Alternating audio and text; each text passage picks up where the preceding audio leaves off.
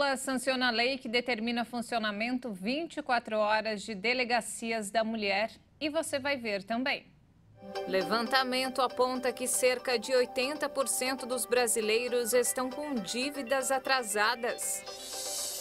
Avalanche no Himalaia indiano deixa ao menos 7 mortos e dezenas de feridos. Trump se diz inocente das acusações de suborno nos Estados Unidos. Clínica de bichos de pelúcia na Bélgica opera brinquedos de crianças com o objetivo de tirar o medo das idas aos hospitais. Agora no Jornal das 18h30.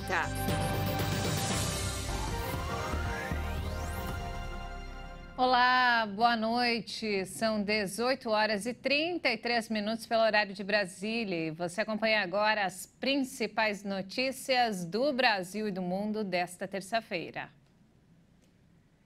O ministro Alexandre Padilha afirmou hoje que o Congresso deve instalar 6 ou 7 comissões mistas para analisar as medidas provisórias editadas pelo presidente Lula. As 4 primeiras já devem ser instaladas na próxima terça-feira, dia 11. Desde o início do mandato, o governo publicou 13 medidas provisórias.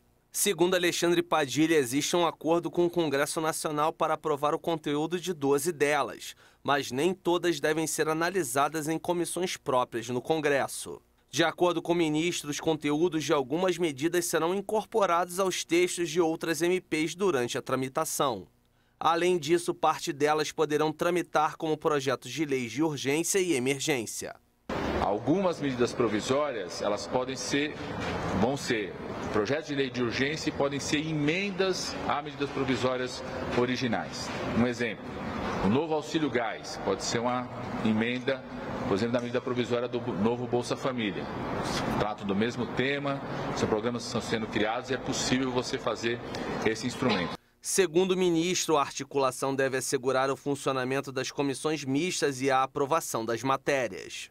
Padilha alegou que a instalação de 12 comissões exigiria um número muito grande de parlamentares envolvidos, já que cada uma é composta por 12 deputados e 12 senadores. Ainda de acordo com o ministro, serão criadas comissões específicas para MPs em que há interesses de debate maior pelos parlamentares. Vai garantir a gente poder manter a votação, funcionar as comissões mistas ao mesmo tempo, pelo número de parlamentares que envolve, e manter o calendário prioritário para o governo também de votação, que é do novo marco fiscal. Já o Senado vai priorizar a votação de 5 das 12 medidas provisórias editadas no governo de Jair Bolsonaro e que ainda estão sendo analisadas no rito acelerado, sem passar pelas comissões mistas. A expectativa é de que todas as matérias sejam analisadas até o fim de abril, para abrir espaço nas MPs do atual governo. E o presidente Lula sancionou a proposta que diz que o funcionamento de delegacias da mulher e programa de combate ao assédio passem a funcionar 24 horas por dia. A lei prevê que as mulheres sejam atendidas por mulheres, mesmo onde não há delegacia específica. O projeto sancionado pelo presidente Lula define o funcionamento 24 horas por dia, incluindo domingos e feriados, para as delegacias da mulher em todo o país. O texto já foi publicado no Diário Oficial da União. Também foi sancionado um projeto que cria programa de combate ao assédio em órgãos públicos e em instituições privadas que prestem serviços ao governo. A lei sobre o funcionamento ininterrupto das delegacias da mulher foi proposta em 2020. Hoje já existem delegacias da mulher que funcionam com atendimento ininterrupto. É o caso de 2 unidades no Distrito Federal e de algumas em São Paulo. As mulheres que procurarem por atendimento devem ser atendidas em salas privadas, preferencialmente por policiais do sexo feminino. Já no caso das cidades onde não há uma delegacia especializada para as mulheres, o atendimento deve ser feito em uma delegacia comum, de preferência por uma agente especializada. A lei também prevê que os policiais passem por treinamento para acolhimento das vítimas de maneira eficaz e humanitária. As delegacias especializadas também terão de disponibilizar um número de telefone ou uma forma de contato eletrônico para acionamento imediato da polícia em casos de violência contra a mulher. O presidente Lula se reuniu hoje com o ministro da Educação, Camilo Santana, para discutir o novo ensino médio. Entre as mudanças, o governo avalia suspender alterações no Enem por conta do modelo que começou a ser implantado nas escolas no ano passado. O Brasil tem atualmente 8 milhões de matriculados no ensino médio e, na prática, o debate é para adiar o processo de adaptação do Enem ao novo ensino. A mudança seria válida já para o próximo ano. A lei que instituiu o novo ensino médio foi publicada no governo Temer em 2017. Os principais pontos da reforma com intenção de deixar o processo mais atraente aos jovens foram o aumento na carga horária total do ensino médio e a criação dos itinerários alternativos, onde o aluno pode aprofundar seu conhecimento em áreas de interesse. O novo modelo tem sido implementado aos poucos nas escolas públicas e particulares do país. O cronograma do MEC estabeleceu ainda que o Enem de 2024 vai considerar o novo formato para elaborar as questões da prova. No mês passado, o órgão abriu uma consulta pública para avaliar as mudanças após críticas feitas ao novo formato. O prazo para análise é de 3 meses. Advogados do ex-presidente Jair Bolsonaro entregaram hoje o terceiro pacote de joias presenteado pelo governo da Arábia Saudita, que inclui um relógio Rolex. A entrega ocorreu em uma agência da Caixa Econômica Federal em Brasília, no Distrito Federal. Segundo a defesa de Bolsonaro, os bens foram devidamente registrados, catalogados e incluídos no acervo da Presidência da República. Além disso, os representantes afirmaram que todo o acervo de presentes será submetido à auditoria do Tribunal de Contas da União. E olha só, o deputado federal Davi Soares protocolou na Câmara dos Deputados um projeto de lei que determina que os cartórios terão que informar o sexo biológico das pessoas que vão se casar. A medida tem como objetivo garantir a segurança na escolha do parceiro.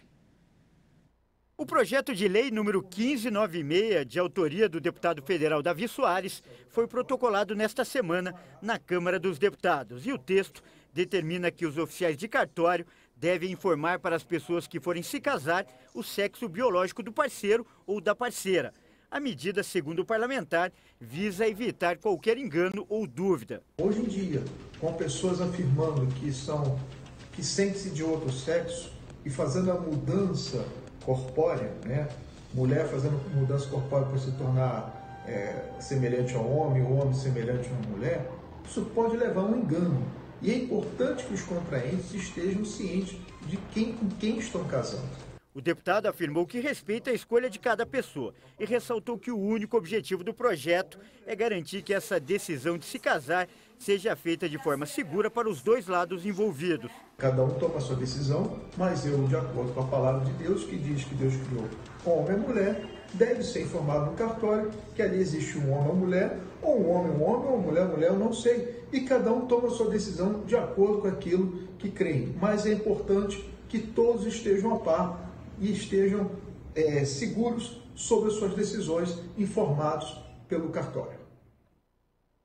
O governo federal avalia, caso o ciclo de queda de juros não tiver início em junho, a previsão de crescimento do PIB para 2024, que hoje é de 2,3%, pode ser reduzida. Na segunda-feira, em reunião com o presidente do Banco Central, Roberto Campos Neto, o ministro da Fazenda, Fernando Haddad, apresentou detalhes da nova regra fiscal. O Palácio do Planalto não considera provável uma diminuição da taxa de juros na reunião de maio do Comitê de Política Monetária Copom, mas vê como possível o início da queda da taxa Selic a partir de junho. Atualmente, o índice está em 13,75% ao ano. Integrantes da equipe econômica lembram que a redução da taxa básica de juros tem efeitos no mercado de crédito em um horizonte de 12 a 18 meses. O que só traria efeitos de forma efetiva no segundo semestre do próximo ano. Para maio, mesmo sem a redução da taxa de juros, a expectativa é de que o comunicado do Banco Central seja mais suave, sinalizando o fim do ciclo de manutenção da Selic. Membros do governo avaliam que a definição do Copom deve ter impacto direto nos mercados de capital e de crédito para o ano que vem, além da atividade do mercado do varejo. E olha só que alarmante, cerca de 80% dos brasileiros estão com dívidas atrasadas. O levantamento é da Confederação Nacional do Comércio. Desse total, 17,1% dos entrevistados disseram estar muito endividados, indicador que também está inalterado na passagem mensal, após 2 altas consecutivas. O levantamento é feito mensalmente com 18 mil consumidores de todas as regiões do país.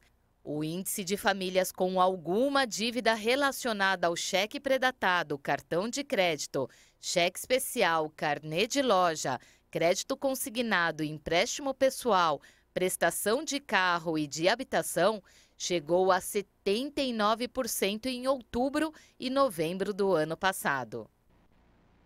E vamos agora ao mercado financeiro. O dólar fechou a sessão desta terça-feira em alta, no segundo dia consecutivo de valorização. Investidores continuaram com as atenções voltadas para a nova regra fiscal brasileira.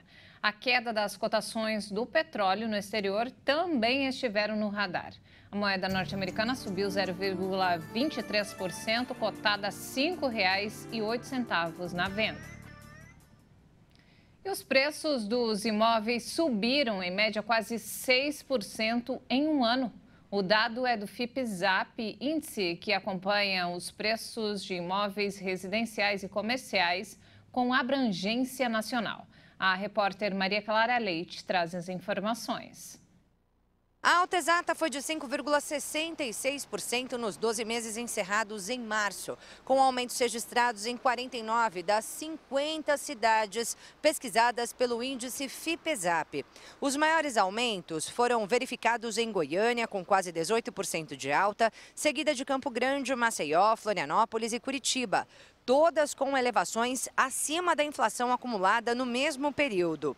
Entre as 16 capitais que integram o índice, só 4 registraram um aumento menor que a inflação: Brasília, Rio de Janeiro, Porto Alegre e São Paulo, que mesmo assim ainda tem um dos preços de venda mais caros do país. Só que a capital paulista não está no topo do ranking, está em terceiro lugar.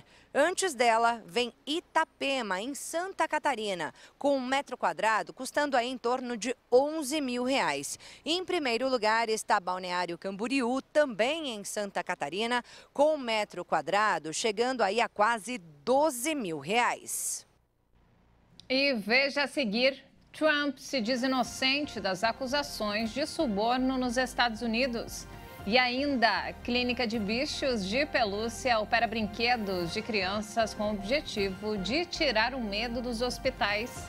Nós voltamos em instantes. Até já!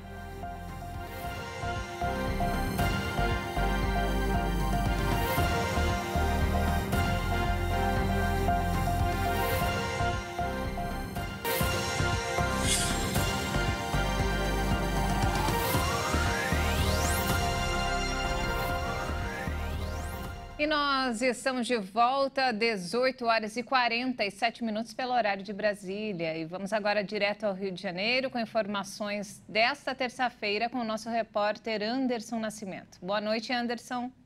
Boa noite, Juliana. As barcas também têm sido um problema para os moradores da Ilha do Governador, na zona norte do Rio. O transporte aquaviário é uma opção para quem mora e trabalha no bairro, mas a falta de horários faz com que muitos passageiros desistam de embarcar. Além disso, o calor dentro das barcas também é outro problema enfrentado durante as viagens. Quem acaba escolhendo o transporte terrestre, como os ônibus, encara as condições precárias dos coletivos. Os passageiros relatam problemas como assentos quebrados, cigarras que não funcionam e até baratas. Em nota, a CCR Barcas afirmou que retomou no último dia 20 a grade de horários praticada antes da pandemia e que os intervalos entre as viagens devem melhorar. E quem usa o BRT agora vai saber exatamente a localização dos articulados e também o tempo de distância das estações. Tudo isso através de um QR Code. A proposta, que começou a funcionar nesta segunda-feira, é para facilitar a vida de quem usa o transporte. O sistema já está em operação em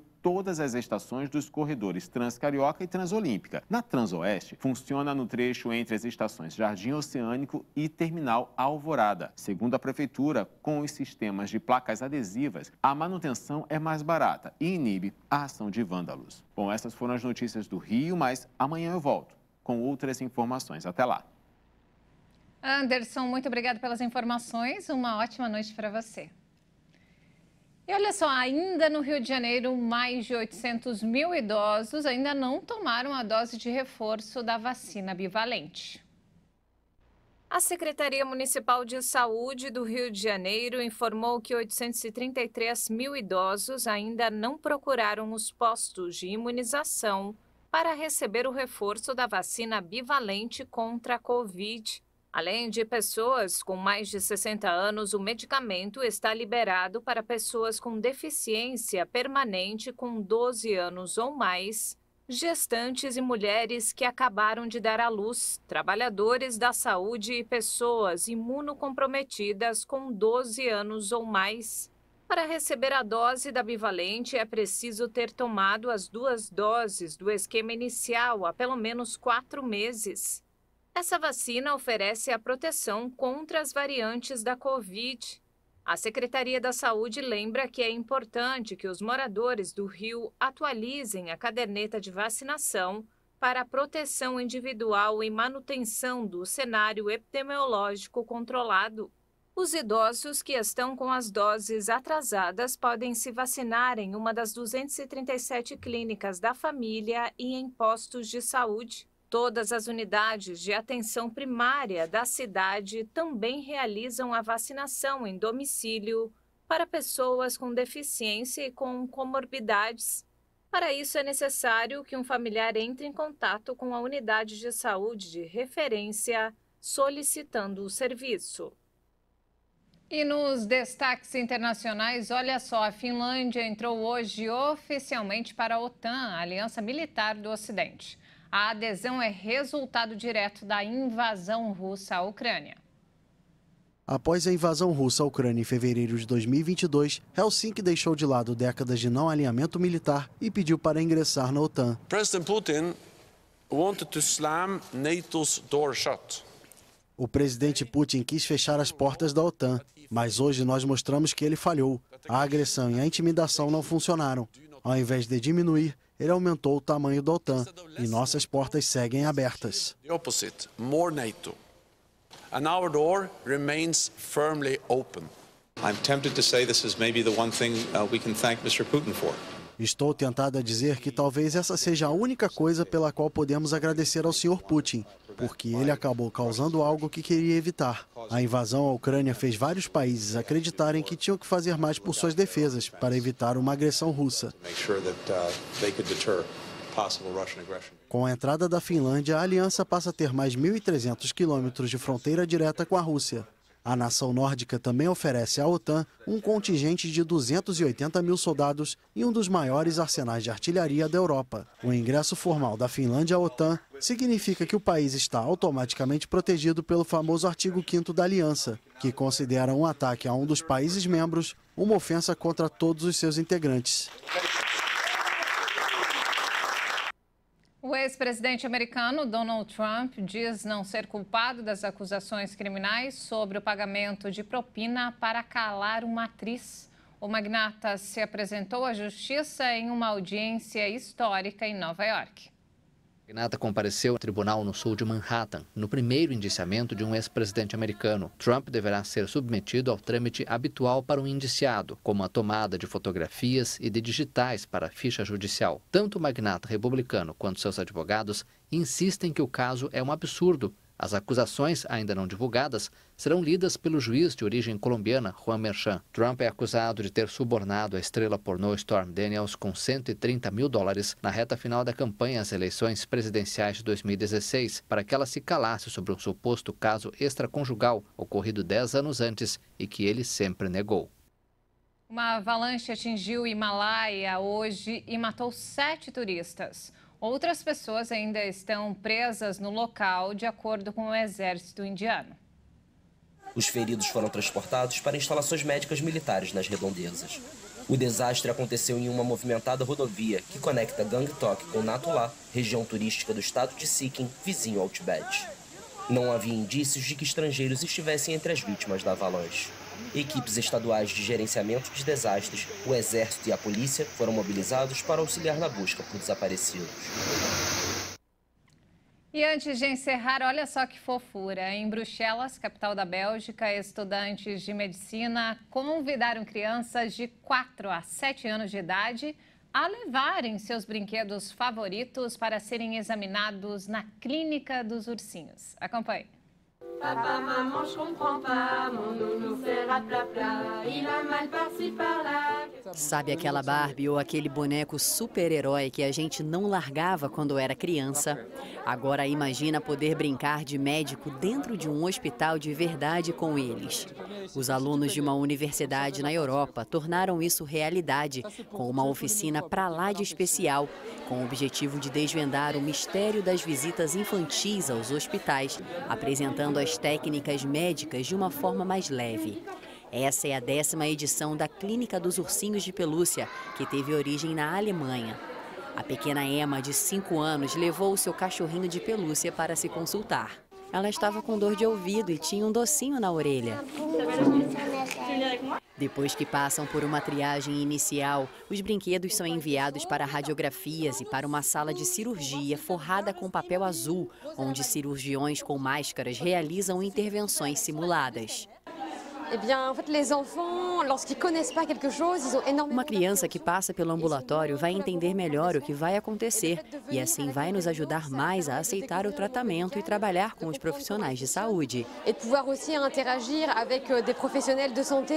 Ao todo, mais de 6 mil crianças e seus brinquedos foram atendidos na clínica durante os seus 10 anos de funcionamento. Papa, maman, je comprends pas. Que gracinha e que ideia genial, hein? Não temos mais tempo, essa edição fica por aqui. Mais informações ao longo da nossa programação. Uma ótima noite para você e até amanhã.